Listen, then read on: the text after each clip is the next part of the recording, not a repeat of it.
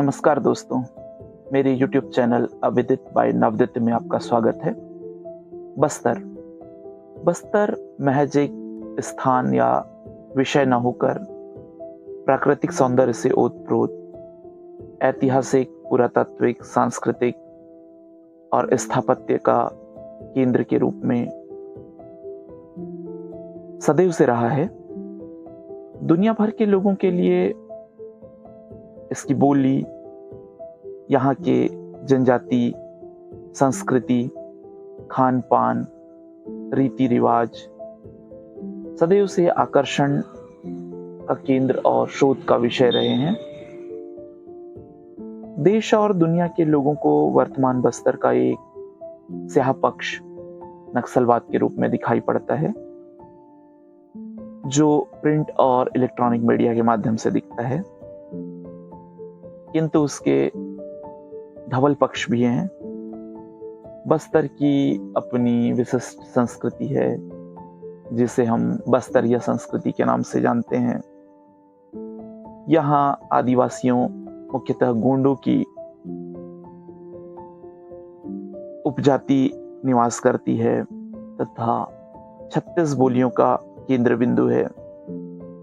अपनी पुस्तक बस्तर भूषण में केदारनाथ ठाकुर बताते हैं कि बस्तर पूर्व में उड़ीसा के जयपुर तक, पश्चिम में महाराष्ट्र के चांदा तक और दक्षिण में आंध्र की गोदावरी तक विस्तृत था।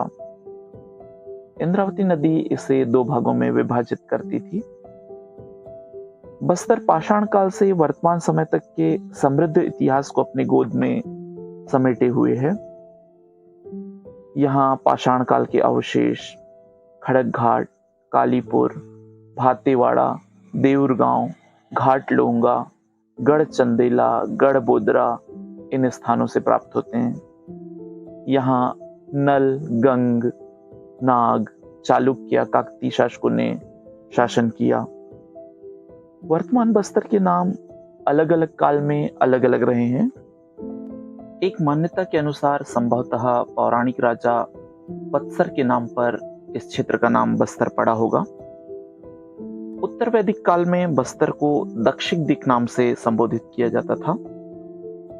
रामायण काल में यह क्षेत्र इक्ष्वाकु के पुत्र दंड का साम्राज्य था, जिस कारण इसे दंडकारण्य कहा जाता था। इसकी राजधानी मधुमंत या कुंभावती हुआ करती थी। महाभारत काल में इसे कांतार नाम से संबोधित किया जाता था, जबकि गुप्त काल में इसे महाकांतार कहा गया। कनिंघम ने इसे दंडकारण्य क्षेत्र कहा। कुछ अन्य स्रोतों में बस्तर को स्त्री राज्यम और ब्रह्मपुर नाम से भी संबोधित किया गया है। एक किंवदंती के अनुसार चालुक्यों की इष्ट देवी दंतेश्वरी प्रसन्न होकर अन्नम देव के साथ उत्तर की ओर प्रस्थान की। उन्होंने शर्त रखा कि मैं तब तक तेरे पीछे चलूंगी जब तक तू पीछे मुड़कर नहीं देखेगा। तारलागुड़ा नामक ग्राम के पास संखनी डंकनी के संगम पर जब माता के घुंघरू बजने बंद हो गए तो राजा ने पीछे मुड़कर देखा तो शर्त के अनुसार दंतेश्वरी देवी वहीं स्थापित हो गई और अपने वस्त्र को जितने दूर तक फैलाया, वह क्षेत्र वस्त्र बाद में वस्तर और वर्तमान समय में बस्तर नाम से जाना जाता है। एक अन्य किंवदंती के अनुसार माता दंतेश्वरी ने अन्नम देव को युद्ध के समय एक वस्त्र दिया था